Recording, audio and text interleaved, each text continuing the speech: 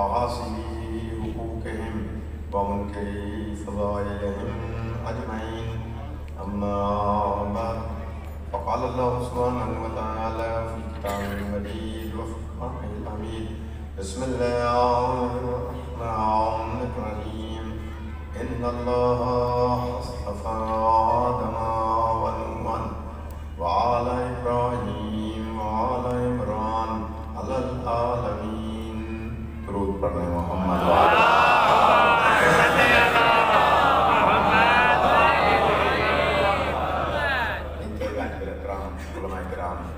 ذاکرین نظام، مومنین کرام اور حیدرآباد شہر کی چیدہ قومی شخصیات اور تمام شعبہ ہائے زندگی سے تعلق رکھنے والے محبان لطیف، تمام کے لیے دعا ہے کہ خداوند متعال اس حاضری کو اپنی بارگاہ میں قبول فرمائے اور بانیان مجلس فرمان شاہ کے بھائی کے تمام خانوادے کو خدا سلامت و کرامت رکھے اور مال و رزق میں برکت عطا فرمائے اور ہر قسم کی آفات و بلیات سے خدا تمام کو محفوظ فرمائے. خاص طور پہ جو کرونا کی بیماری ہے، یہ وبا ہے، خدا اس سے تمام کو جلد از جلد نجات عطا فرمائے.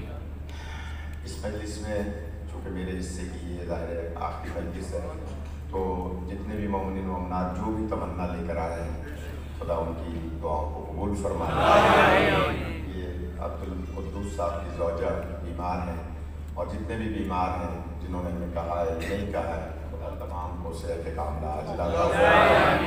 ان تمام دعاؤں کی قبولیت کے لیے اور ایک سازش کے تحت اس ملک میں فرقہ واریت پھیلانے کی باقاعدہ پلاننگ سے جو ہے کام شروع ہوا ہے، اور نہ سمجھیں کہ ہم اس سے واقف نہیں ہیں. ملت جعفریہ وہ قوم ہے کہ جو بہت دور کی نگاہ رکھتی ہے، لہذا ہمیں پتہ ہے کہ باقاعدہ پلاننگ کے تحت اس ملک میں فرقہ وارانہ فسادات کو دوبارہ شروع کرنے کی پلاننگ ہے. تو دعا ہے کہ خدا متعال تمام ایسے لوگوں کے ارادوں کو شل فرمائے اور جو اس ملک میں مسلمانوں کو لڑوانا چاہتے ہیں اور اس بہانے سے گرفتاریاں اور پھر اس کے بعد انارکی پیدا کرنا اور کرانا، تو اس کے لیے ہم دعا ہی کر سکتے ہیں، اس لیے کہ مذہب اہل بیت میں کلاشر اٹھانے کی اجازت نہیں ہے اور ہمارے مذہب میں پیٹ سے بم باندھ کے کسی کو مارنے کی اجازت نہیں ہے، اس لیے کہ ہمارا مرنے والا تو بستر پہ بھی شہید مرتا ہے. لہذا ہمیں کسی کو مارنے کی ضرورت نہیں ہے، نہ اپنے آپ کو حرام موت مرنے کی ضرورت ہے. بس ہم کربلا والوں کے ماننے والے ہیں، ہم صبر کا دامن نہیں چھوڑیں گے کیونکہ ہم اس ملک میں فساد نہیں چاہتے. اس لیے میں نے پہلی مجلس میں عرض کیا تھا کہ قائد اعظم محمد علی جناح اسنا سے شیعہ تھے، راجہ صاحب محمود آباد اسنا سے شیعہ تھے، قائد اعظم علامہ اقبال علیہ رحمہ آخری دنوں میں شیعہ ہو گئے تھے، اور نظام حیدرآباد جن کا نام تھا عثمان علی خان، انہوں نے پاکستان کو پانی کا جہاز بھر کے سونے کی اینٹیں فراہم کی تھی. اس سے اسٹیٹ بینک آف پاکستان بنا تھا اور اسی سے نوٹ چھپا تھا. تو وہ بھی دولت ابھی تک خزانے میں جو سونے کی اینٹیں ہیں وہ ایک شیعہ کی ہے. تو یہ ملک گویا اقتصادی طور پہ بھی، سیاسی طور پہ بھی، نظریاتی طور پر بھی مکمل شیعوں کا گویا ڈیزائن کیا ہوا ہے. تو ہم اس ملک میں فساد نہیں چاہیں گے، لیکن ہم غافل نہیں ہیں. ہمیں پتہ ہے کہ جو کچھ اس ملک میں کرنے کی کوشش کی جا رہی ہے، بہت عرصے سے کچھ فرقہ واریت نہیں ہوئی تھی تو اب کوشش کی جا رہی ہے. رہا سوال یہ کہ ہم اپنے مسلمات کو نہیں چھوڑ سکتے، ہم اپنی کسی زیارت کو ترک نہیں کر سکتے، اپنے کسی مسلمات کو ترک نہیں کر سکتے. یہ آپ کی بدنصیبی ہے کہ آپ کو 1400 سال کے بعد میں سمجھ میں آئی ہے. لہذا بس گزارش یہ ہے کہ دعا کریں کہ خدا اس ملک میں امن و امان رکھے. ہم بھرپور جو ایجنسیوں کے لوگ یہاں بیٹھے ہوں گے یا جو بھی لکھنے والے ہوں گے وہ لکھ لیں کہ شیعوں کی طرف سے کبھی آپ بے فکر رہیں کہ ہماری طرف سے کوئی کسی قسم کی کوئی کارروائی ہو سکتی ہے، کیونکہ ہم مظلوم کے ماننے والے ہیں۔ اور ہمارے ہاں میں جب پہلی دفعہ مجالس پڑھنے امریکہ گیا تو مشرف کا دور تھا، تو وہاں جو امیگریشن افسر تھا اس نے مجھ سے بات کی، وہ اردو جانتا تھا۔ اس نے کہا کہ کیا ہو رہا ہے پاکستان میں؟ میں نے کہا فرقہ واریت ہو رہی ہے، بم دھماکے ہو رہے ہیں، اس زمانے میں بہت ٹارگیٹ کلنگس ہو رہی تھی۔ تو کہنے لگے کہ شیعہ سب شریف ہیں، آپ لوگ کچھ نہیں کر رہے۔ امریکہ میں ہیوسٹن شہر میں کہ آپ سب شریف ہیں، آپ کچھ نہیں کر رہے۔ میں نے کہا جناب ہمارے ہاں ہماری مجتہدین کا فتویٰ یہ ہے کہ اگر میرے باپ کو کسی نے میرے سامنے مارا ہو، میرے سامنے کسی نے میرے باپ کو گولی ماری ہو اور میں دیکھ رہا ہوں، تب بھی ہمارے مجتہد یہ اجازت نہیں دیتے کہ تم کلاشن اٹھا کے اس کو مار دو۔ نہیں پہنچ رہی میری بات؟ ہمارے مجتہدین یہ کہتے ہیں کہ آپ اس کو قانون کے تحت گرفتار کرائیں، پھر عدالت کے تحت اس کو سزا دلائیں۔ یعنی آپ خود اسے نہیں مار سکتے جب تک کہ میں نے اس کو دیکھا ہے کہ میرے والد کو مارا اس نے، لیکن میں ڈائریکٹ اس کو نہیں ماروں گا، ہمارے مراجع اجازت نہیں دیتے۔ میں نے اس سے جملہ کہا، میں نے کہا جب ہم اپنے ذاتی دشمن کے خلاف کلاشن نہیں اٹھاتے تو نظریاتی مخالف کو کیسے مار سکتے؟ نظریاتی مخالف کو تو نہیں مار سکتے۔ تو سمجھ گیا، اس نے فوراً مجھے مہر لگا دی پاسپورٹ پہ، کہنے لگا جائیے آپ کو 6 مہینے کی اجازت دے رہے ہیں اپنے ملک میں رہنے کی۔ اس کی بات کلک کی اس کے ذہن میں، تو ہم نے کہا ہمارے یہاں دہشت گرد کوئی نہیں ہوئی، مگر یہ بات اس سے غافل نہ رہے کہ ہمیں پتہ نہیں ہے کہ یہ کس طرح سے جو ہے وہ باقاعدہ پلاننگ کے تحت کام ہو رہا ہے، لیکن انشاءاللہ اللہ دعاؤں کو قبول کرے گا۔ اس ملک میں کوئی فسادات انشاءاللہ نہیں ہوں گے۔ درود پڑھ لیں دعاؤں کی قبولیت کے لیے۔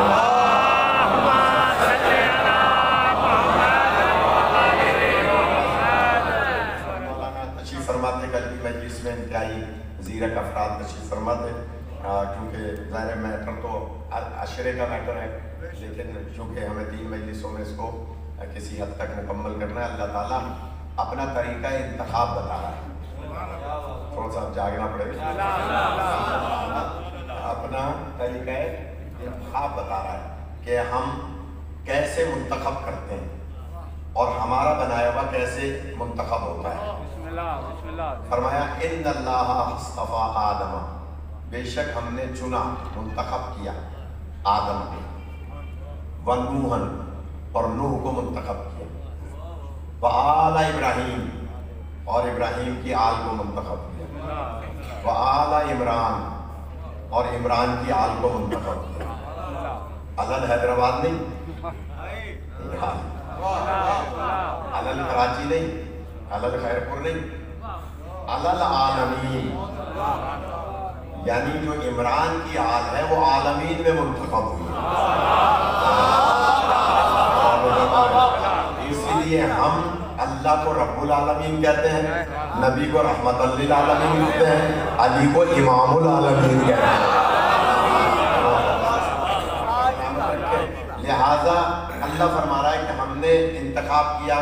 جو حضرات اس مجلس میں قبلہ اور بہت سارے احباب اس مجلس میں نئے ہیں، ان کے لیے صرف میں 5-10 منٹ زیادہ پڑھ لوں گا، لیکن تھوڑا سا جو خلاصہ ہے 2 مجلسوں کا وہ عرض کروں گا کہ اللہ تعالیٰ نے انتخاب کیا آدم کا، لیکن نس قائم نہیں فرمائی، اعلیٰ آدمہ نہیں فرمایا، حالانکہ سارے نبی حضرت آدم کی اولاد ہیں، لیکن اللہ نے نس قائم نہیں فرمائی کہ ان اللہ اصطفیٰ اعلیٰ آدمہ، نہیں، فقط آدمہ، کیونکہ اللہ بتانا چاہ رہا ہے کہ اگر میں پہلی منزل پر اعلیٰ آدمہ کہہ دوں گا تو آنے والے کہیں گے سب برابر ہیں، کسی میں کوئی فرق نہیں ہے، سب برابر ہیں۔ نہیں، آدم کی منزل میں صرف آدم کا انتخاب ہے۔ اس لیے پچھلی کل کی دلیل دے رہا ہوں، اس لیے کہ آدم کے بیٹوں میں ایک قاتل موجود ہے جس نے اپنے بھائی کو قتل کیا، تو اللہ نے پہلی ہی منزل پہ اپنا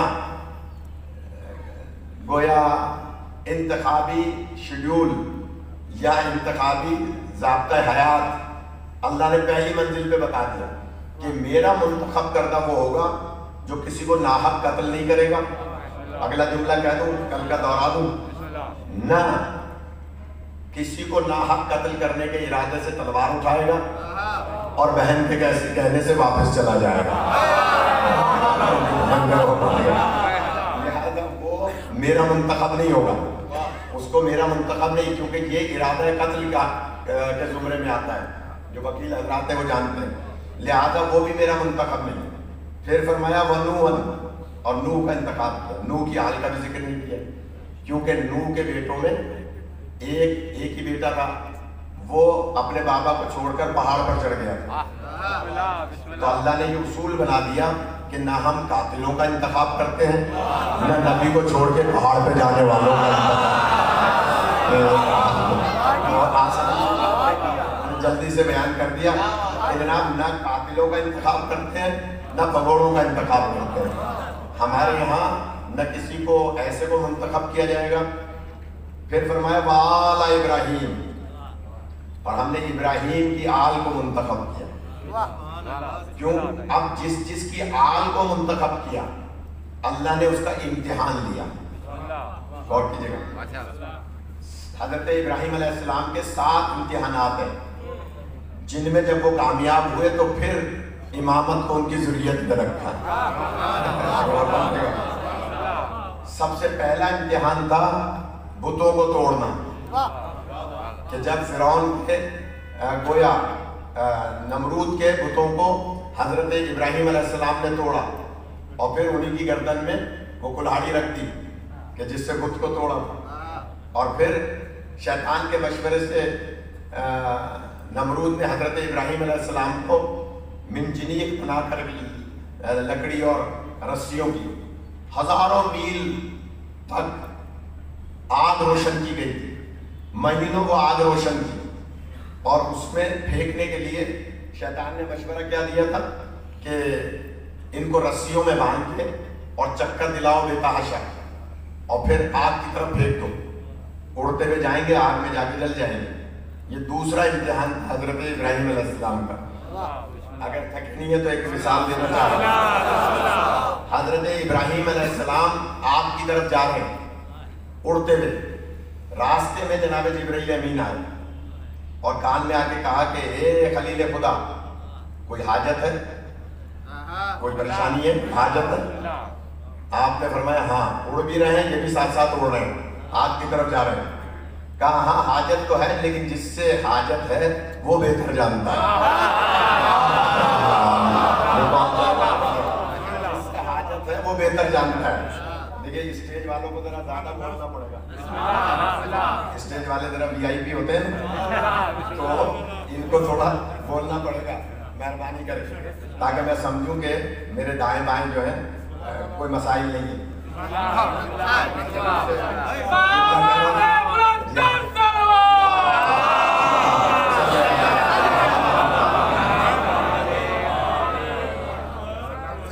فرش ازا پہ سب ایک ہیں، یہ تو میں ان کو آمادہ کرنے کے لیے کہہ رہا ہوں، کوئی یہ نہ سوچے کہ بھئی اس دروازے پہ جو بھی آتا ہے وہ حور بن جاتا ہے۔ اس فرش ازا کی جو سیک ہے نا، سیک بیٹھنے کی سیک، وہ جلا بخشتی ہے، وہ شعور بلند کرتی ہے۔ ہم کیوں مجلس زمین پہ کرتے ہیں؟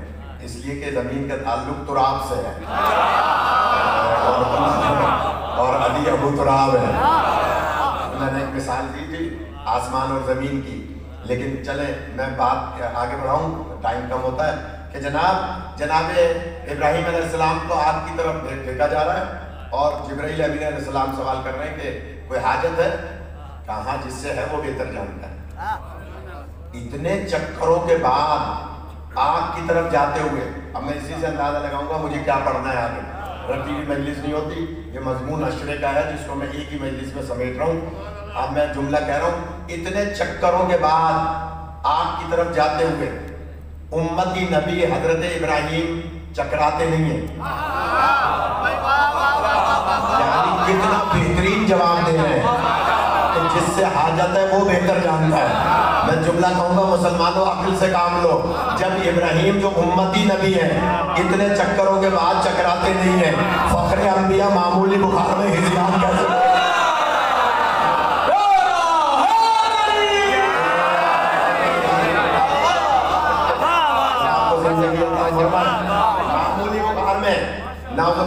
اسرائیلیان بولیں گے، نعوذ باللہ، نقل کف نباشت. اور حضرت ابراہیم علیہ السلام جا رہے ہیں. عجیب و غریب روایت ہے، نمرود کی بیٹی رازا، اس کا نام تھا رازا، وہ اپنی چھت پہ کھڑی تھی بالا خانے پہ. وہ پکار کے کہتی ہے اے ابراہیم، یہ میں کیا دیکھ رہی ہوں؟ یہ آگ گلزار ہوگی اور پھولوں کا تخت سجا ہوا ہے اس آگ کی جگہ، اور وہاں میں کوئی پہلے سے نورانی شخصیت بیٹھے ہوئے دیکھ رہی ہوں. غور کیجئے گا، یہ نورانی شخصیت کا پتہ نہیں چلا، لیکن جب مولا کا ہم نے ایک خطبہ پڑھا تو مولا فرماتے ہیں میں ہی تو وہ ہوں جس کی وجہ سے آدم کی توبہ کو قبول کیا گیا اور ابراہیم کی آگ کو گلزار بنایا.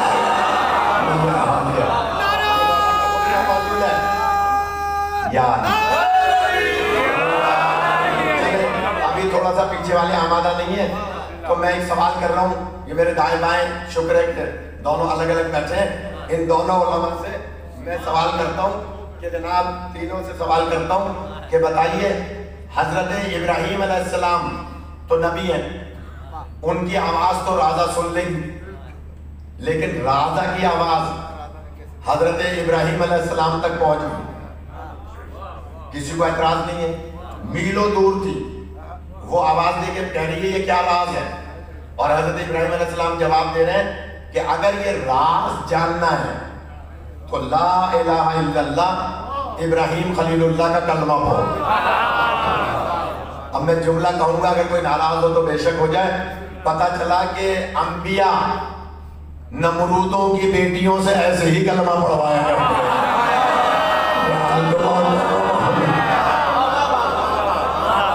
جو پہنچ جائیں وہ پہنچ جائیں. کس طرح سے کلمہ پڑھوایا کہ حضرت ابراہیم فرماتے ہیں کلمہ پڑھو. باپ ہے نمرود جو اپنے آپ کو خدا کہتا ہے، اور رازا وہاں بیٹھی بھی کلمہ پڑھ رہی لا الہ الا اللہ ابراہیم خلیل اللہ.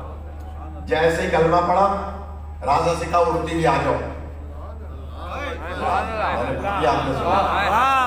ابراہیم فرماتے ہیں اڑتی بھی آ جاؤ. آپ کو میں حوالے دے دیتا ہوں، کچھ لوگوں کے چہرے میں دیکھ رہا ہوں یہ متغیر ہو رہے ہیں. جناب علامہ نظم الحسن کراری صاحب کی تاریخ اسلام اٹھا کے دیکھ لیں، موجودہ دور کی جو مل جائے. متقدمین علماء کی بات نہیں کر رہا، ظاہر وہی سے انہوں نے لی ہیں روایات. علامہ فروغ کاظمی انڈیا کے عالم ہیں، ان کی کتاب ہے تاریخ اسلام. علامہ بشیر ٹیکسلا صاحب کی لکھی تاریخ اسلام، ان کتابوں میں یہ روایت موجود ہے کہ رازا اڑتی بھی آئی اور تخت پر آ کر بیٹھ گئی. اب میں آپ سے ایک سوال کر رہا ہوں کہ جناب رازا ابراہیم علیہ السلام کی آواز پر اڑ کے آ سکتی ہے، علی مدینے سے خیبر نہیں آ سکتا؟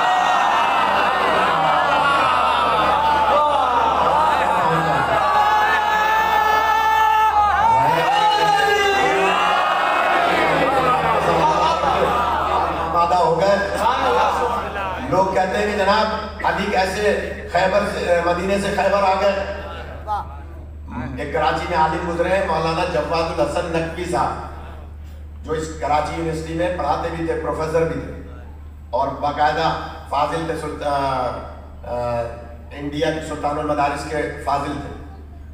انہوں نے کتاب ترتیب دی تھی جس کا نام ہے احادیث قدسیہ. احادیث قدسیہ، اس میں 40 احادیث قدسیہ جمع کی انہوں نے. اس میں انہوں نے لکھا ہے کہ نعت علی حدیث قدسی ہے. نعت علی حدیث قدسی ہے، نعت علی حدیث قدسی ہے. اور ایک صاحب مجھ سے کہہ رہے تھے، میں ابھی پنجاب میں 8 اشرے پڑھ رہا تھا 8 جگہوں پر، تو وہاں پر چیچا وطنی میں بھی صبح 7 بجے اشرا تھا، 7:30 دیتے تھے ممبر. تو وہاں ایک بچے نے سوال لکھ کے بھیجا کہ نعت علی کی کوئی سند بتائیں. میں نے پہلے تو اس کتاب کا حوالہ دیا احادیث قدسی علامہ جواد الحسن نقوی صاحب کی. دوسرے میں نے کہا آپ کو سند ڈھونڈنے کی ضرورت نہیں ہے، نعت علی مشکل میں پڑھنے کی ضرورت ہے. سلامت رکھے. اچھا بہت سارے لوگ آمادہ نہیں ہے تو چلے میں ایک مثال اور دے دیتا ہوں. ایک ذاتی مثال ہے، پرسنل مثال. اگر اجازت دے تو میں اپنے تجربے کی. قائم علی شاہ صاحب کا جو پہلا دور تھا، پہلا دور، اس میں ان کا ایک وزیر تھا فیروز الدین ہزاروی، جو مولانا فیروز الدین ہزاروی، اور اوقاف اور وزارت مذہبی امور کا وہ وزیر تھا. اچھا آدمی. اس نے سارے علماء سے، شیعہ سنی علماء سے مشاورت کی. تو میرے غریب خانے پہ بھی وہ وہاں کراچی رضویہ میں تشریف لائے، اور ان کے ساتھ اور بریلوی دیوبندی اہل حدیث علماء تھے. دعوت کی میں نے، انہوں نے شرکت کی، ان کا شکریہ. وہ کہنے لگے ہم ایک سیمینار کرنا چاہ رہے ہیں، تو اس میں آپ تشریف لائیں. ہوٹل میٹروپول تھی یا صدر میں کوئی ہوٹل تھی، اس میں سیمینار ہوا. مارا ماری بہت ہو رہی تھی، ٹارگیٹ کلنگ بہت ہو رہی تھی. علماء اور وکلا، وکیل اور علماء کراچی میں بہت شہید ہو رہے تھے. تو اس نے اچھی کاوش کی کہ چلے اتحاد کی بات ہو. اور میں نے جیسے ابتدا میں کہا کہ ہم شیعہ لڑنے والی قوم ہی نہیں ہے، لیکن ڈرنے والی قوم بھی نہیں ہے. لہٰذا ہم شہید ہونا بھی جانتے ہیں اور اپنا حق لینا بھی جانتے ہیں قانون کے دائرے میں رہ کے. یہ میں نے پہلے عرض کر دیا. تو فیروز الدین ہزاروی صاحب نے ایک سیرت النبی کے نام پہ جلسہ کیا، اس میں اتحاد بین المسلمین پر مقررین بلائے. شیعہ خطیب 3 تھے، اور جو دیوبندی خطیب تھے وہ تقریباً 7-8 تھے، بریلوی بھی 3-4 تھے. سب نے تقریریں کی. ہمارے ایک شیعہ خطیب کراچی کے ہیں علامہ سجاد شبیر رضوی، انہوں نے تقریر کی، اور تقریر میں کہا کہ جناب ہم اتحاد بین المسلمین کی خاطر، انسانیت کی خاطر بریلیوں کی مسجد میں جا کے جمعہ پڑھنے کو تیار ہیں. ہم شیعہ، ہم دیوبندیوں کی مسجد میں جا کے جمعہ پڑھنے کو تیار ہیں ان کے پیش نماز کے پیچھے. ہم اہل حدیث کی مسجدوں میں جا کر جمعہ پڑھنے کو تیار ہیں. آپ ہماری مسجدوں میں آئیں، ہمارے ساتھ نماز پڑھیں، تاکہ عوام پہ یہ اثر جائے کہ شیعہ سنی کا کوئی مسئلہ نہیں ہے، یہ اوپر کی سازش ہے، انڈیا کی یا اسرائیل کی یا امریکہ کی سازش ہے، اس کا مسلمانوں سے کوئی تعلق نہیں. انہوں نے سجاد شبیر صاحب نے ایک جملہ کہا کہ ہم تو مندروں میں جا کے بھی انسانیت کا درس دینے کو تیار ہیں، ہم تو عیسائیوں کے گرجاؤں میں جا کے بھی درس دینے کو تیار ہیں. یہ اچھی بات کی انہوں نے. میری بھی تقریر ہو چکی تھی، ایک اور مولانا عابد قمری صاحب سے انتقال کر گئے، خدا ان کے درجات بلند کرے، سچا بات ہے. ان کی بھی تقریر تھی، وہ بھی تقریر کر چکے تھے. آخر میں سارے علماء کے بعد تمام مکاتب فکر کے وزیر صاحب کی تقریر تھی. انہوں نے تقریر کی اور تقریر میں کہا کہ دیکھیے جی، یہ جو کہہ رہے ہیں نا کہ مسجدوں میں جا کے نمازیں پڑھیں گے شیعہ، اس سے اتحاد نہیں ہوگا. سب جیسے آپ اس وقت ہماتن گوش ہیں، سارے کے سارے ہماتن گوش کے جناب کیا کہہ رہے ہیں؟ وہ کہتے ہیں کہ اس طرح سے اتحاد نہیں ہوگا جیسے آپ چاہ رہے ہیں. ادھر آ جائیں، میر صاحب آ گیا ہے، ادھر آ جائیں. کہ اس طرح سے اتحاد قائم نہیں ہوگا جیسے آپ کہہ رہے ہیں. اتحاد قائم ہوگا اس طرح سے کہ میں بحیثیت وزیر، آ جائیے ایک درود پڑھ لیں محمد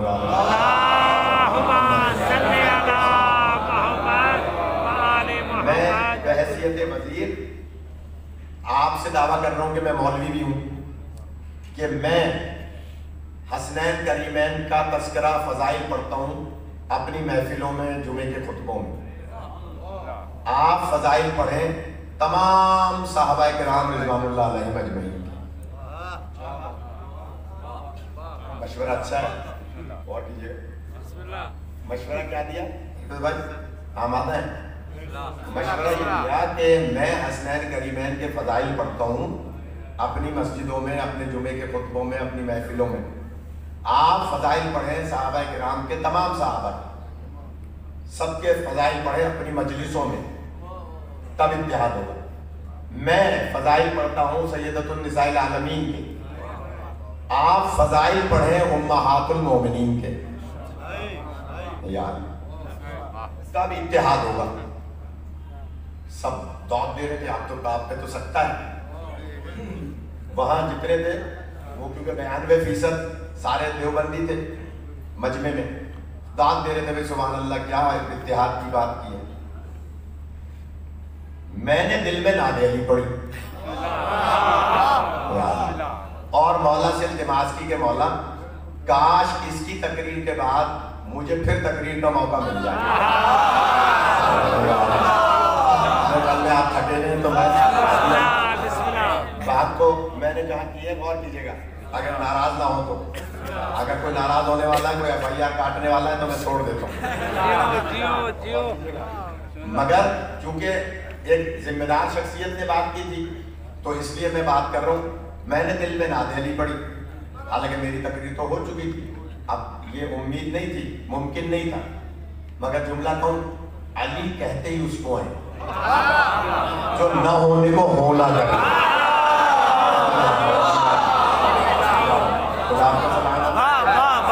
اس لیے میں کہہ رہا ہوں کہ نعت علی کی سند ڈھونڈنے کی ضرورت نہیں ہے, مشکل میں پڑھنے کی ضرورت ہے. کیونکہ ہماری بہت ساری روایات ہلاکو خان نے, بنو امیہ نے, بنو عباس نے دریا برد کرا دی تھی. ائمہ کی لکھی ہوئی کتابیں, مولا صادق علیہ السلام کے ہاتھ کی لکھی ہوئی کتابیں جو ہے وہ دریا برد کرا دی گئی تھی, جلا دی گئی تھی. تو ہماری بہت ساری روایات آپ کو نہیں ملیں گی کتابوں میں, سند نہیں ملے گی, لیکن اس پہ عمل کریں گے تو خود بخود سند مل جائے گی. میں نے دل میں نعت علی پڑھی کہ یا علی اس وقت مجھے موقع مل جائے اس کے بعد. علی کہتے ہیں اس کو ہے جو نہ ہونے کو ہونا کر دو. غور کیجیے گا, جیسے ہی تقریر ختم کی وزیر صاحب نے تو یوں پیچھے مڑ کے دیکھا, تمام جو اسٹیج پہ علماء بیٹھے تھے, مقررین, بہت بزرگ علماء بیٹھے تھے, بہت ریش دراز علماء بیٹھے تھے, وہ سب ایک ایک کو دیکھتا وقت مجھ پہ نگاہ رک گئی. وزیر صاحب کی مجھ پہ نگاہ رک گئی. کہلے میں مولی آن نقوی سے کہوں گا کہ وہ آ کے دعا کرا دیں.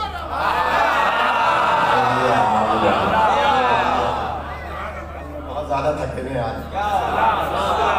میں مولی آن نقوی سے کہوں گا کہ دعا کرا دیں. میں نے مولا کا شکریہ ادا کیا اور اسٹیج پہ آ گیا. میں نے کہا جناب دعا تو بعد میں کراؤں گا, آپ نے ایک جملہ کہا تھا کہ میں اتحاد کی خاطر 2 ہاتھ آگے بڑھ رہا ہوں, تو ہاتھوں سے تو کوئی آگے بڑھتا نہیں ہے.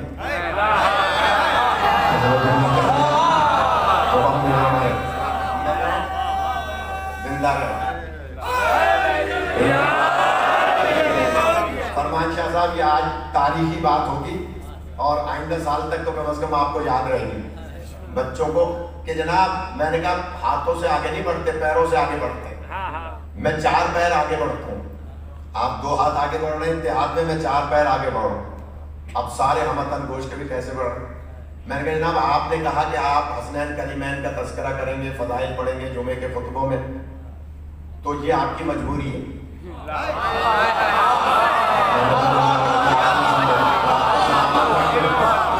آپ کی مجبوری ہے. امام کعبہ بھی جب تک حسنین کا نام جمعے کے خطبے میں نہیں رہے گا, جمعے کا خطبہ ہوگا ہی نہیں.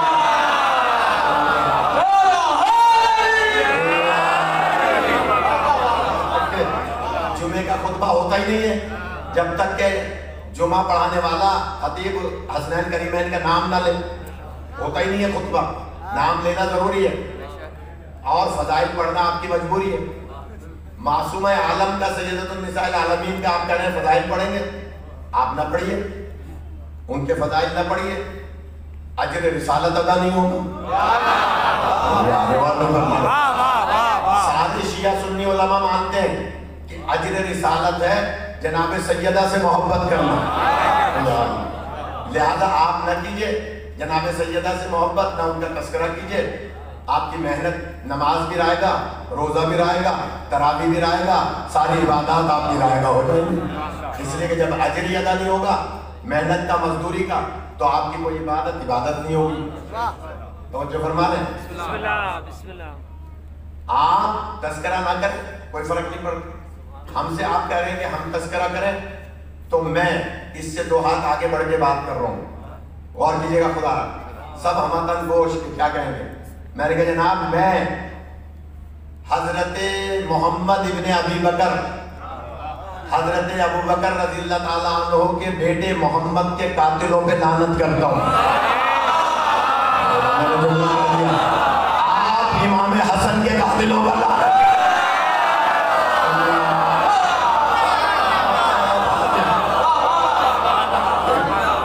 میں پھر دوہرا رہا ہوں, جو داد نہیں دے گا میں سمجھوں میں ایجنسی کا آدمی ہے، غور فرما رہے ہیں،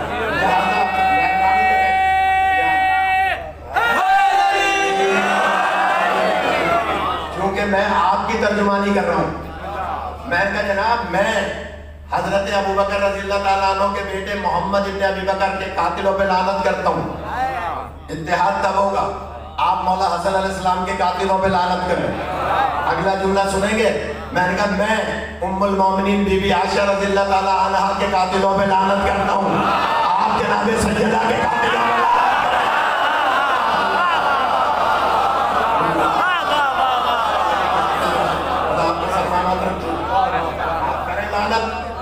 اتحاد تب قائم ہوگا۔ تو بات تو میں کر رہا تھا کہ نعت علی پڑھ کے دیکھیں،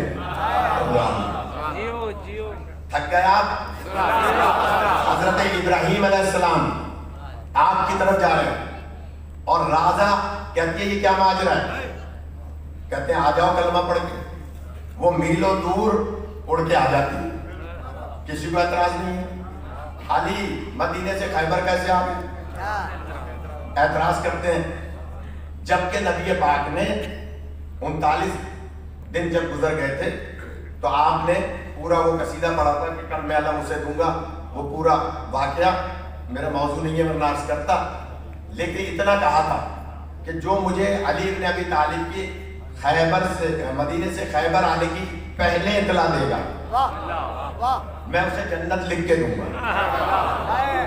اب حیدرآباد کے پڑھے لکھے حضرات اور یہ تاریخی مجمع ہے، میں جملہ کہنا چاہ رہا ہوں، کوئی مجھے بتائے پورے مجمع میں بزرگ حضرات میں کوئی بھی شیعہ سنی حضرات تشریف فرمائے، کوئی مجھے کہے کہ کسی صحابی نے آگے بڑھ کے کہا ہو سرکار آپ لکھ کے کیسے دیں گے؟ آپ تو لکھنا پڑھنا جانتے ہیں۔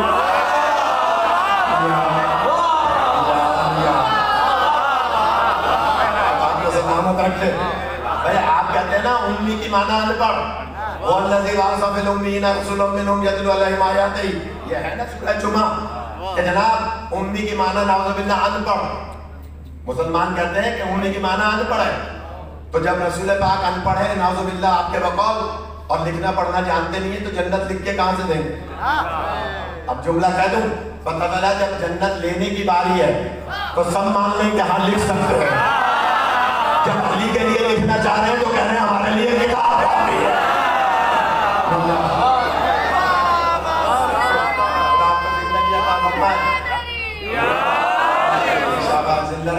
کہ جناب نبی فرماتے ہیں جو مجھے علی کے آنے کی سب سے پہلے اطلاع دے گا میں اسے جنت لکھ کے دوں گا۔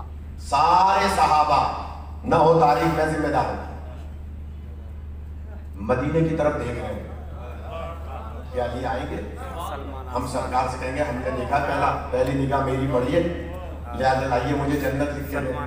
نہ ہو ڈاکٹر صاحب میں جملہ کہہ رہا ہوں کہ پیروں کے پنجوں پہ کھڑے ہو کے اچک کے دیکھ رہے ہیں، جن کے پاس گھوڑا نہیں ہے، جو گھوڑے پہ بیٹھے ہیں وہ گھوڑے پہ بھی اپنے آپ کو سیدھا کمر کر کے اور دیکھ رہے ہیں کہ علی نظر آ جائیں، آتے ہوئے علی نظر۔ کچھ چھوٹی چھوٹی جو پہاڑیاں تھیں ان پہ کھڑے ہو کے دیکھ رہے ہیں، سارے دیکھ رہے ہیں کہ علی کو دیکھیں اور ہم جنت لکھوائیں۔ اب میں ان سے کہوں گا جملہ جو دیواریں کالی کر رہے ہیں کہ میں نوکر صحابہ دا، ناراض ہو جاتے ہیں ہم جلدی سے، جو دیواریں کالی کر رہے ہیں نا، پنجاب سے آ رہا ہوں میں بھی، جگہ جگہ پنجاب پہ لکھا ہوا ہے دیواروں پہ میں نوکر صحابہ دا، میں نوکر صحابہ دا، پنجابی میں لکھا ہوا ہے، سندھی پنجابی سرائکی میں اتنا تو سمجھ میں آئے گا، میں نوکر صحابہ دا جگہ جگہ لکھا ہوا ہے۔ میں ان کی خدمت میں عرض کرتا ہوں کہ آپ ہمارے بھائی ہیں، آپ کو مشورہ دے رہے ہیں، آپ کہہ رہے ہیں آپ نوکر ہیں صحابہ کے، ذرا صحابہ کو تو دیکھیں، وہ علی کا چہرہ دیکھ کے جنت لینا چاہ رہے ہیں۔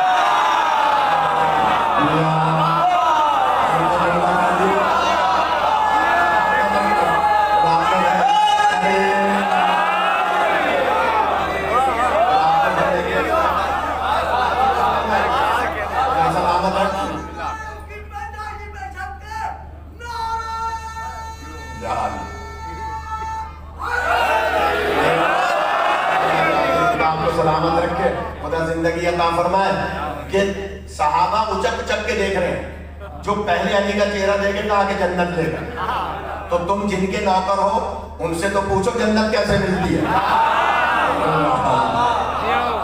وہ تو چہرہ دیکھ کے جنت لینا چاہ رہے ہیں. جناب سلمان فارسی آسمان سے کہا ہے میں نے, آسمان کی طرف دیکھ رہے ہیں. ایک مشہور صحابی, نام نہیں لوں گا میں, ایک سازش کے تحت یہ کہا جا رہا ہے کہ اگر کسی کا بھی نام لے لیا تو ایف آئی آر کر جائے گی. اور فرما رہے ہیں لہذا باقاعدہ پلاننگ ہے, ہم سمجھتے ہیں. ایک مشہور صحابی آئے جناب سلمان فارسی کے پاس اور کان میں کہنے لگے سلمان سارے تو مدینے کی طرف دیکھ رہے ہیں, آپ آسمان کی طرف کیا دیکھ رہے ہیں؟ سٹیا گئے. سلمان کہتا ہے یہ تمہاری بات پرانی عادت ہے.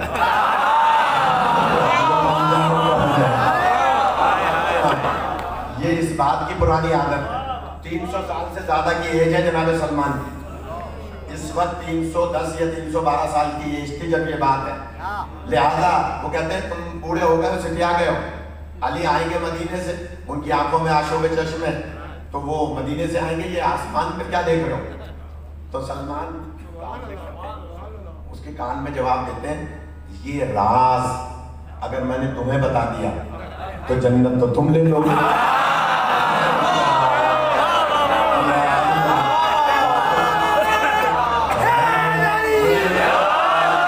آپ کو زندگی یہ راز اگر میں نے تمہیں بتا دیا تو جنت تو تم لے لو گے.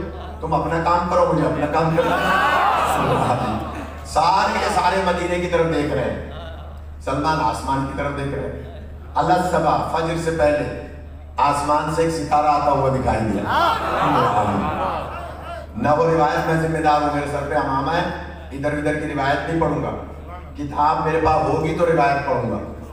اور حیدرآباد کا زیرت مجمع ہے, قدیمی عزادار ہیں, پڑھے لکھے لوگ ہیں, پروفیسر, ڈاکٹرز, انجینئرز اور دین سے تعلق رکھنے والے. فرمان شاہ نے جیسا یہ مجمع جمع کیا ہے, خدا ان کو سلامت رکھے. یہ جناب ان کے بزرگوں کے درجات بلند ہو. جملہ کہہ رہا ہوں, جناب سلمان آسمان کی طرف دیکھ رہے ہیں اور دوڑتے ہوئے آئے. سرکار وہ علی آ رہے ہیں.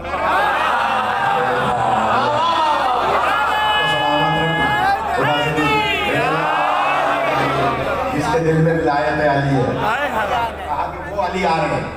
سلمان نے جیسے کہا, سرکار نے اوپر دیکھا, کہاں ہے تو علی. میں ذمہ دار ہوں, مگر سلمان تم نے کیسے سمجھا کہ یہ علی ہے؟ کہ سرکار آپ نے رات فرمایا تھا کل میں علم اسے دوں گا جو اللہ اور رسول کو دوست رکھتا ہوگا. چلے سنائی تمہیں یہ, کوئی ناراض نہ ہو. کل میں علم اسے دوں گا جو اللہ اور رسول کو دوست رکھتا ہوگا. اس کا مطلب ہے کل تک جو جاتے رہے وہ اللہ اور رسول کو دوست نہیں رکھتے.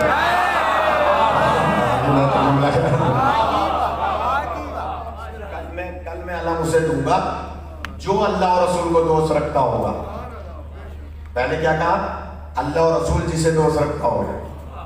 پھر فرمایا جو اللہ اور رسول کو دوست رکھتا ہوگا. اس کا مطلب ہے کل تک جو جاتے رہے یار. چل چھوڑ دوں, میرا ڈر رہے. فرماتے ہیں کل میں علم اسے دوں گا جو کرار ہوگا. اس کا مطلب ہے کل تک جو جاتے رہے وہ کرار نہیں. اب آخری جملہ سن لیں اس بات کا, کہ کل میں علم اسے دوں گا جو مرد ہوگا.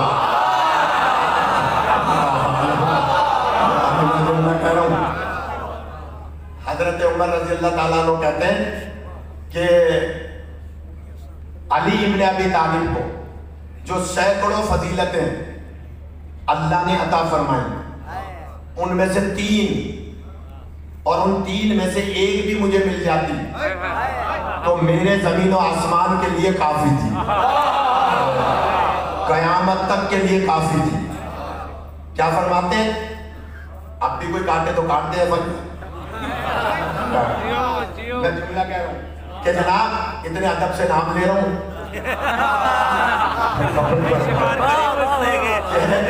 جناب کہہ رہے ہیں کہ اگر علی کو جو اللہ نے سینکڑوں فضیلتیں عطا فرمائی ان میں سے 3 اور ان 3 میں سے ایک مجھے مل جاتی تو میرے لیے زمین و آسمان اور قیامت تک کے لیے کافی تھی.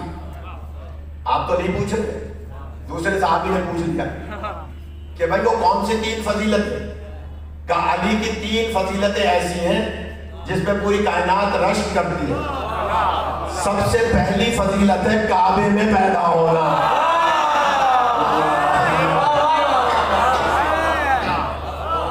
سب سے پہلی فضیلت ہے کعبے میں پیدا ہونا. آج یہ دونوں بھائی کاشف بھائی اور سہیل بھائی ناراض معلوم ہو رہے ہیں, تو اس لیے میں جملہ کہہ رہا ہوں ان دونوں کے لیے. اور وہ جملہ کیا ہے؟ پہلی فضیلت ہے کعبے میں پیدا ہونا, دوسری فضیلت ہے زہرا کا شوہر بننا, اور تیسری فضیلت ہے خیبر میں علم ملنا.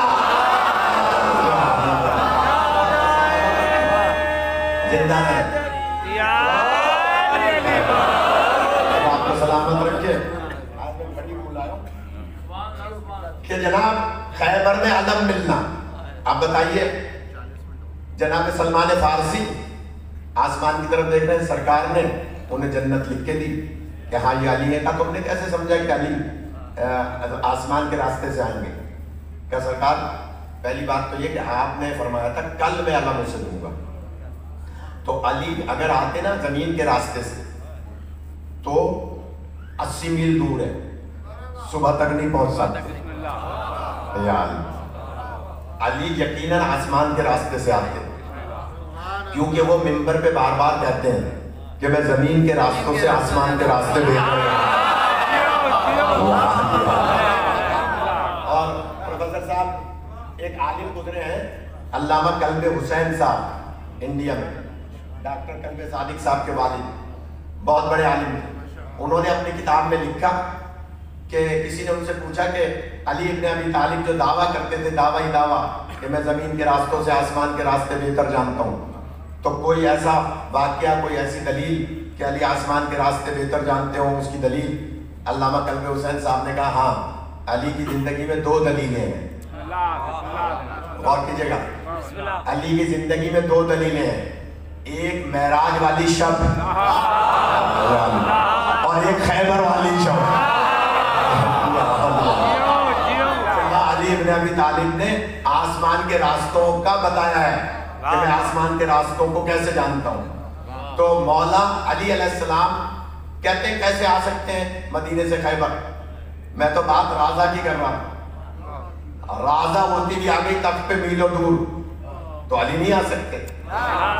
جب رازہ آ گئی اور گلزار ہوا تھا, کہا یہ نورانی ہستی کون تھے؟ کہا یہ وہی ہے کہ جن کی وجہ سے اللہ نے ہمیں پیدا کیا.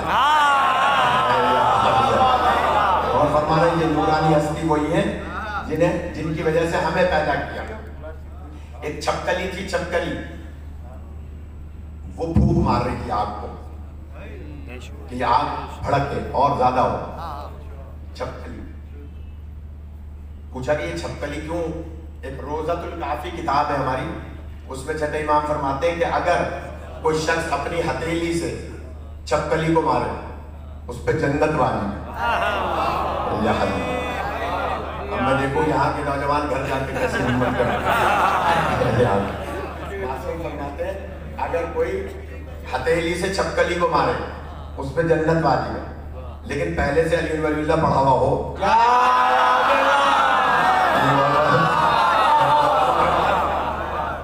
ایسے نہیں کہ کوئی تارا سنگھ مار دے, نہیں, پہلے سے لا الہ الا اللہ محمد رسول اللہ علیہ ولی اللہ. شاہ صاحب غور کیجیے گا, پڑھا ہوا ہو تو اس پہ جنت والی ہے. پوچھا اس کا راز کیا ہے؟ آپ نے فرمایا راز یہ ہے کہ چھپکلی مسخ شدہ امت ہے اور یہ شروع سے انبیاء کی مخالف رہی ہے اور پھر ائمہ کی مخالف رہی ہے. یہ انبیاء کی چغلی کیا کرتی تھی, پھر ائمہ کی مخالف رہی ہے, تو اللہ نے اسے مسخ کر دیا چھپکلی کی صورت میں, اور اس کو ہتھیلی سے مارنے والے پہ جنت واجب کر دیا. اور جب کبھی بنو امیہ کا کوئی فرد مرتا ہے تو چھپکلی پیدا ہوتی ہے. اب یہ بھی سخت بات ہے, چھوڑ رہا ہوں اس کو, مجھے فون कबूल करके पूछ लीजिएगा। आप का सलामत रखे। जब कभी कोई बनु उमैया का फर्द मरता है तो छपकली की सूरत में तब्दील हो जाता है, छपकली एक पैदा हो जाती है। और इसकी दलील है अब्दुल मालिक बिन मरवान, ये जब मरा तो इसके दो बेटे थे, एक जरा महबूबुल हवास था, थोड़ा सा पागल था, और एक जो था दाना था। बाप की मैयत कमरे में रख दी कि लोग जमा हो जाएं, उसके बाद दफन करेंगे। जो महबूबुल हवास जरा थोड़ा सा नींद पागल बेटा था, वो कमरे के बाहर बैठ गया कि बाप की मैयत अंदर थी। दूसरा दाना बेटा था, वो इंतजामात में लग गया। बेटे ने देखा कि कमरे के अंदर से एक मोटी सी छपकली निकल के गई। हालांकि बनु उमैया के रहन सहन और उनका गोया इमारत और उनके कमरे और उनकी सारी चीजें क्या मशहूर थी, वहाँ छपकली का कैसे गुजर निकल के गई, बाग में चली गई जो बाग बना हुआ था। बेटा जब दाना बेटा आया तो उसने ऐसे पागलपन में कहा कि यहाँ से अब ये छपकली गई है। तो उसने चलो तो हो सकता है जानवर है। अंदर गया कमरे में तो बाप की मैयत ही मौजूद नहीं। और फरमा रहे, हैरत कर रहा है कि कहाँ चली गई, क्यों? तो वो रिवायत सही साबित हो रही है। कहने लगे आप क्या करें, लोगों को क्या मुंह दिखाएंगे? तो मैं जुमला कह दूं, जो दुश्मन अहले बैत होता है वो मुंह दिखाने के काबिल नहीं।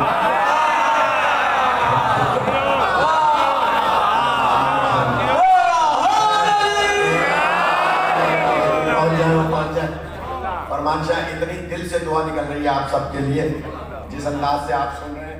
मौलाना अल्लाह सलामत रखे, इस नजर बद से इस मजमे को बचाए, और जितने भी तशरीफ लाए हैं शिया सुन्नी जितने भी आए हैं, खुदा उनकी दुआओं को कबूल फरमाए। मैं जुमला कह रहा हूँ कि जनाब उसने कहा क्या करें, बेटा दाना था, उसने कहा ऐसा करते हैं खजूरों की छड़े लेकर उस पर कफन लिपटा देंगे ऐसे जैसे मैयत है, और कह देंगे भाई हमारे बाप की वसीयत थी कि मेरा चेहरा किसी को न दिखाया, और इसी तरह से दफन कर देंगे। तो छपकली फूंक दे रही थी हज़रत इब्राहिम अलैहिस्सलाम की आग को भड़कने के लिए। और एक मेंढक मुहिब्बे अहले बैत है, इसको मारा नहीं करें। चूंटियां मुहिब्बे अहले बैत है, इनको जानबूझ के नहीं मारा करें। जिनकी औलाद नहीं हो रही होती ना, उसकी एक वजह यह भी होती है कि उसने या उसकी ज़ौजा ने चूंटियों को जानबूझ के मारा होता है। जो चूंटी को जानबूझ के मारता है वो पहली बद्दुआ ये देती है कि या अल्लाह इसकी नस्ल मुनक़ता कर दे। और जो चूंटियों को ग़िज़ा खिलाता है, चूंटियों को गोया उनको खुश करता है, चूंटी पहली दुआ ये देती है कि अल्लाह इसकी नस्ल में इजाफा फरमा। और चूंटी मुहिब्बे अहले बैत होती है, जानबूझ के नहीं मारा करें मेहरबानी करके। तो मैं अर्ज कर रहा हूँ कि मेंढक भी मुहिब्बे अहले बैत है। आपको जगाने के लिए मैं एक जुमला और कह दूँ, चिड़िए जब चहचहाती है तो आप भी उनकी चहचहाहट को सुना करें खुश हो, क्योंकि चिड़ियों की चहचहाहट में हजरत ज़हरा के कातिलों पर लानत होती है।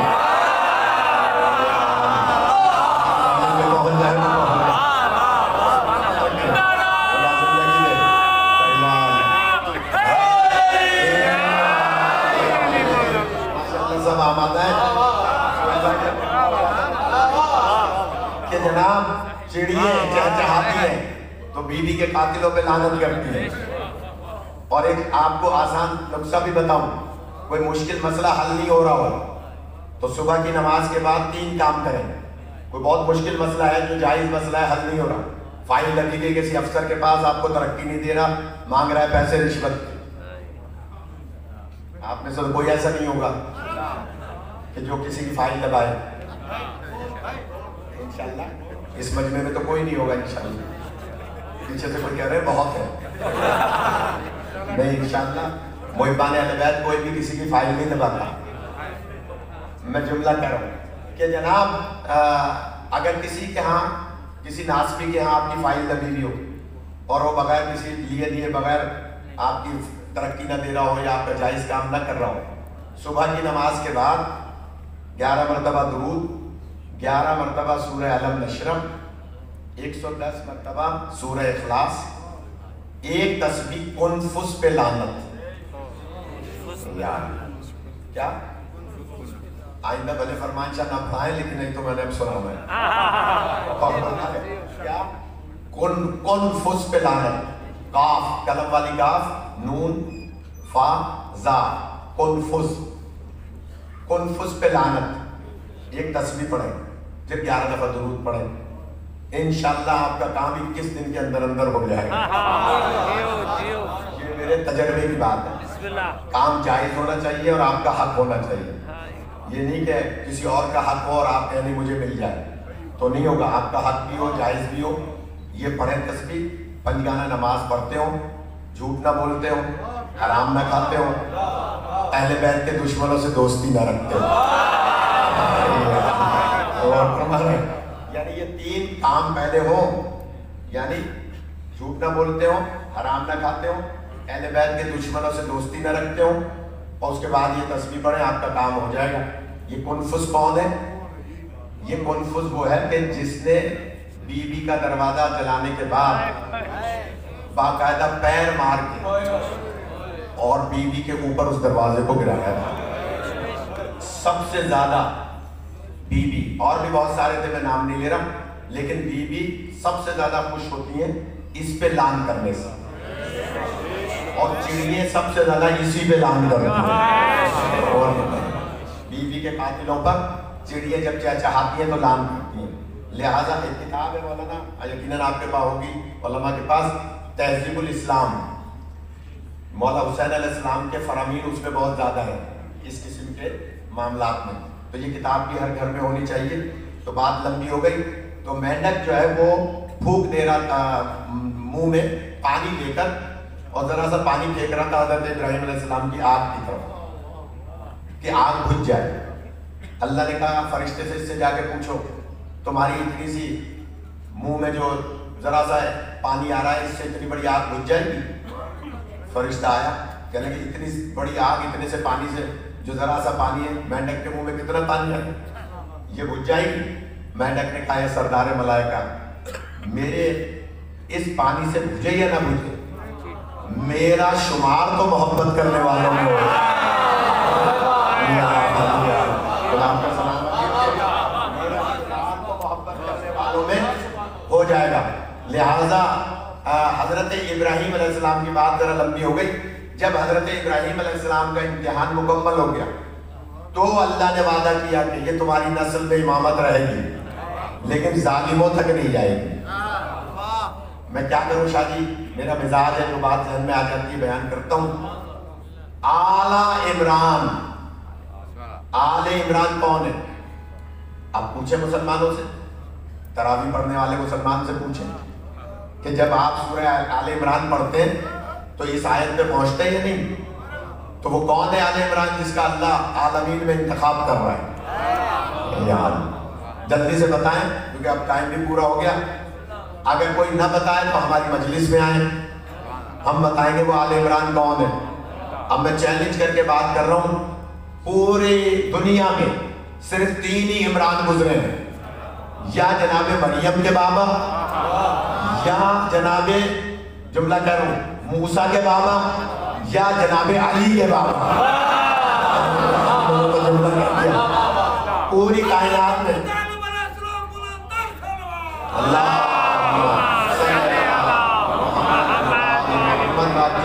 جلدی سے, اب کیونکہ ٹائم بہت ہو گیا, جلدی سے اپنا نتیجہ دے دوں کہ جناب عمران 3 ہی ہیں, یا مریم کے باپ, یا موسیٰ کے باپ, یا علی علیہ السلام کے باپ. اب عالمین میں آپ اولاد مریم کے بابا کی بھی نہیں دکھا سکتے, موسیٰ کے بابا کی بھی نہیں دکھا سکتے. عالمین میں اگر اولاد ہے تو صرف ابو طالب کی اولاد ہے, جسے علی اور اولاد علی کا ہے. زندگی عطا فرمائے. بس ایک نکتہ سن لے, دل تو بہت چاہ رہا تھا لیکن ظاہر ہے ہمیں وہاں ٹنڈولا یار میں پڑھنا ہے, تو میں جلدی سے جملہ کہہ رہا ہوں. اب بتائیے, یہ دونوں تینوں علماء بتائیں, حضرت ابو طالب کے جز کتنے ہیں؟ جز, اجزا. حضرت ابو طالب کے اجزا فاضل شخصیات ہیں. حضرت ابو طالب کے 6 اجزاء ہیں. حضرت طالب، حضرت عقیل، حضرت جعفر، حضرت مولا کائنات علی علیہ السلام، ام ہانی بی بی اور بی بی عاتقہ، 2 بیٹیاں 4 بیٹے. یہ سب کے سب جز ہیں جناب ابو طالب کے. جملہ فضائل کا آخری کہہ رہا ہوں، انشاءاللہ کبھی موقع ملا تو پھر، بلکہ ابھی قدم گاہ پہ عشرہ ہے پورا انشاءاللہ 11 سے 20 سفر، تو اس میں پھر بہت سارے موضوعات کھلیں گے، بہت سے موضوعات پہ تفصیلی بات ہوگی. میں جملہ کہہ رہا ہوں کہ حضرت ابو طالب کے 6 اجزاء ہیں: طالب، عقیل، جعفر، مولا کائنات، ام ہانی، بی بی عاتقہ. ان کو جدا کریں تو 6 بنتے ہیں، ملائیں تو ابو طالب بنتے ہیں. میں نے جملہ کہہ دیا، جو پہنچ جائے وہ پہنچ جائے.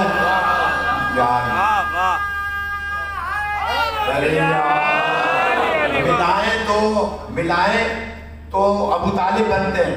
بھاری جملہ ہے میر اختر صاحب، بھاری جملہ ہے. آپ تو اپنے یہاں پڑھواتے نہیں ہیں بہت عرصے سے، لیکن آپ کے لیے جملہ کہہ رہا ہوں کہ جناب مولا کائنات، جناب طالب، جناب عقیل، جناب جعفر اور 2 بہنیں، یہ 6 اجزاء ہیں. کھولے تو 6 بنتے ہیں، ملائیں تو ابو طالب بنتے ہیں. میں دیکھوں آپ کیسے سنتے ہیں. آخری جملہ فضائل کا، ابو طالب علیہ السلام کے 6 اجزاء، کھولے تو 6، ملائیں تو 1 ابو طالب. اب بتائیے ابو طالب کے 6 اجزاء میں سے ایک جز کو نبی خندق کے میدان میں کل ایمان کہہ رہے ہیں. جس ابو طالب کا ایک جز کل ایمان ہو وہ کل ابو طالب کہنا ہوگا.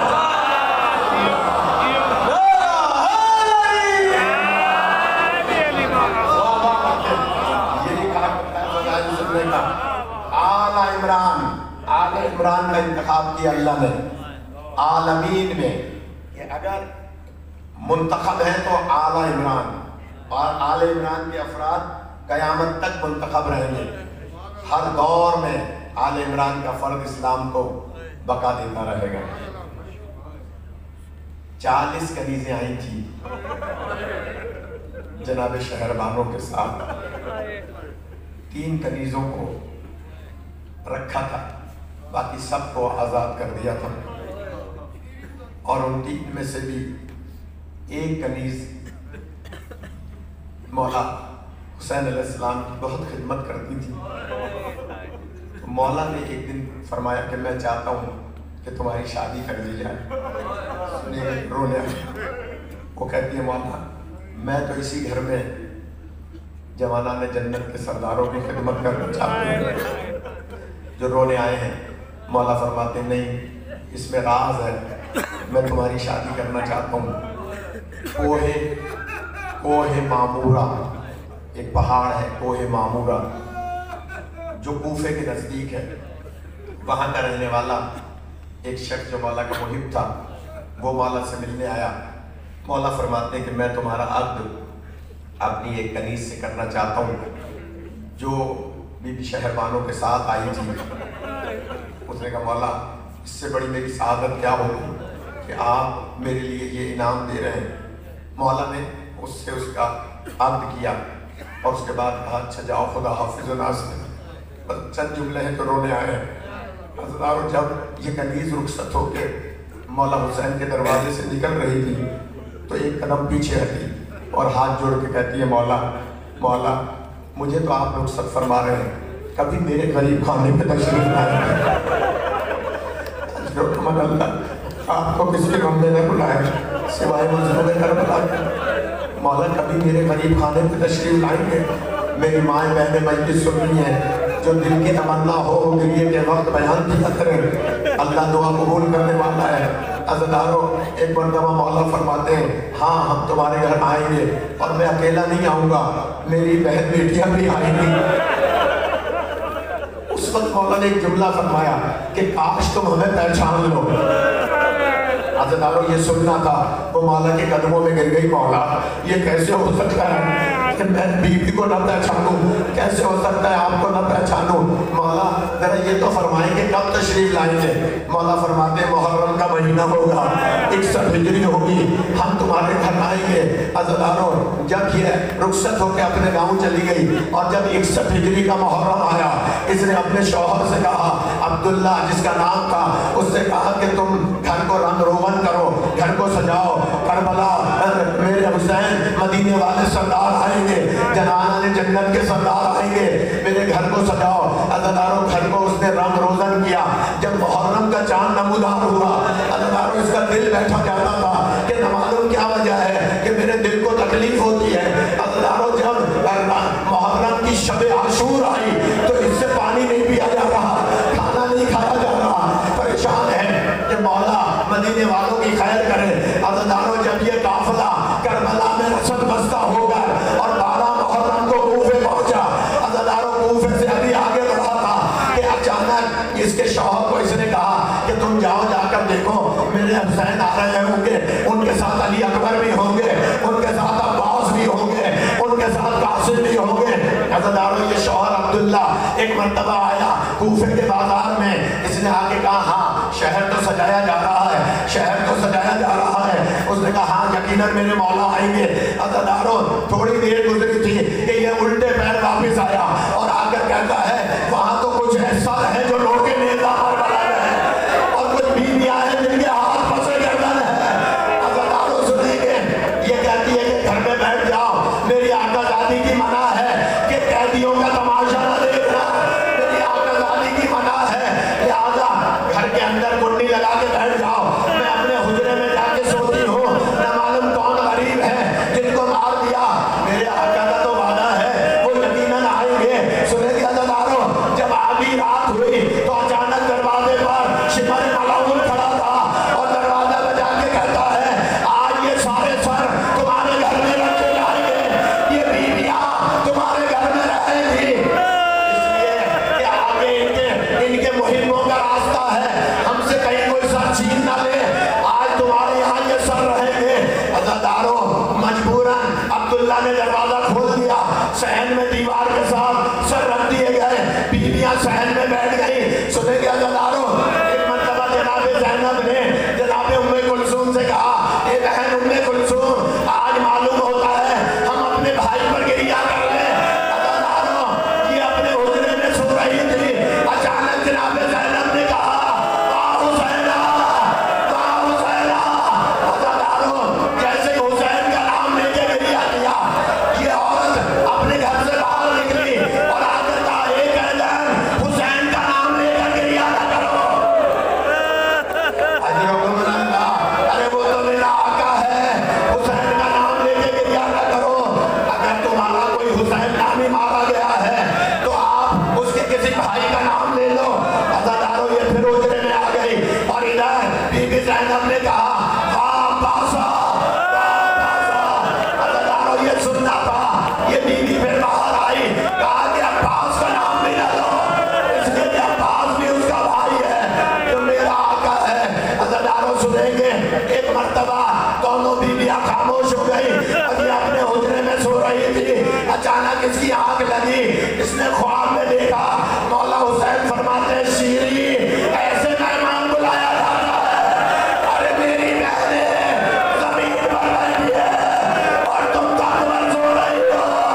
عزیزانو شیری نے چادر پھیر دی اور آ کر کہا آقا زادی بس اتنا بتا دیں عباس کہاں چلے گئے؟